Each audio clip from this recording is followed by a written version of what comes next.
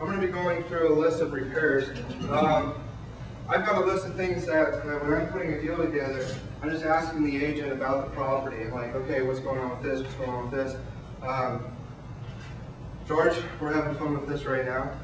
Okay? Look with me on this bullet point list right here. Built-in appliances. If you've got a cutout for a dishwasher and a stove, they're going to have to be there. There's a spot for them to be there. I don't care what kind of a condition they're in, but there's got to be something there. Like I just said, that the appraiser's going to check to make sure that the gas, however it's hooked up at the house, is working for the stove, and the dishwasher just has to be pushed in there. On a lot of these foreclosure properties, the utilities and the appliances and things are being taken out of the property, so we want to make sure that things are working and they're put back in place. We want to make sure that the AC functions and the heat can be turned on for the week in December when we turn it on. Okay? But for the AC, we know that that's very important. The ductwork is okay. Electrical plates. I don't know why this is happening,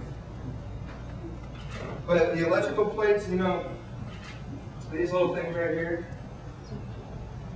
these 10-cent little plastic pieces that make my life so fun, these have to be here.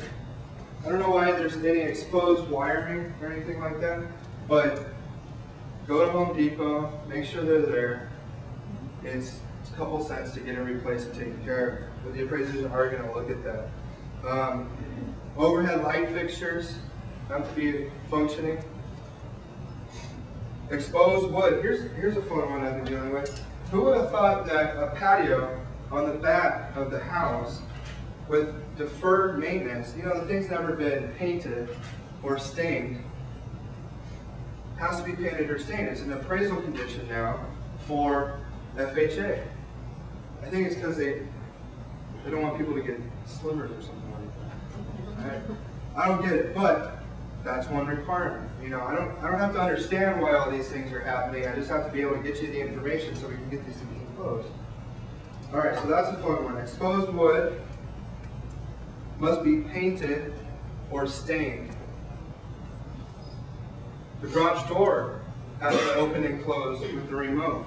I had a situation where it worked fine if you manually did it. Okay? I had another situation where they would hit the remote on their way out, and it didn't have a trip sensor, but as soon as the garage door would hit the ground, it would bounce back up. Okay? So you're pulling out of your garage, you're leaving for work in the day, and you think you close your garage door, and right as you turn and drive away, the garage door is going back up. Health and safety. We don't want anybody in your homes. We don't want anybody in your clients' homes. So check these things when you're previewing these properties for your clients. My favorite, next up, is unpermitted build-ons. You have a property, the homeowner tells you that they were thrifty. They're a little industrious. They like to build things. Like, oh great, we've got all these add-ons that definitely add value. They converted their garage into a third bedroom, fourth bedroom, or whatever. I mean, anybody does. I mean, you guys have seen some crazy things, right? Okay. But they don't have a permit with it. It hasn't been recorded with the county, and title doesn't show the increased square footage. You know it adds value. The appraiser knows it adds value, but it's unpermitted. We can use these unpermitted build-ons. We don't have to get the permits. We don't have to do all that stuff. Jenny, you had something. Two things. The garage door does not have to have the garage door open. So you got a house that's 1978 in Center Garage Partner. As long as it works manually, you're cool. Springs over. And the non-permitted add-ons, they've got to be health and safety. They've got to be, working like they can't just be kind of half-assed with trouble. They have to be keeping air effective.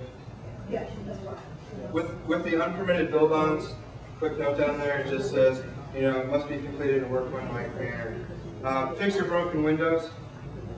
David, do you have some broken windows at your property? Yes. Okay. Yes. Fix them. I'm almost done here, and then we'll get on to Patrick. Mortgage insurance premium. There's new information for greater than 95% loan to value. And recently, as recent as about 2 weeks ago, mortgage insurance has changed to a risk-based mortgage insurance. If you see here, I didn't X any of this stuff out because I wanted to make sure that the information was correct when you guys believe in it. All right, so these are FICO scores, 850 to 680 FICO score. Their initial mortgage insurance premium will be 1.25% of the loan amount. We can finance that into the loan, or they can pay it at the close of escrow. Typically what I'm seeing is that people are actually financing it into their mortgage and putting it on top of their mortgage to make monthly payments on it. And then they have 0.55% divided by 12 of their loan amount. 0.55% per year divided by 12 months is their monthly mortgage insurance payment.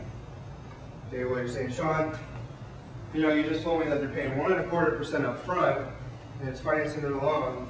Do they have mortgage insurance on top of it? Yes. Yes, I am.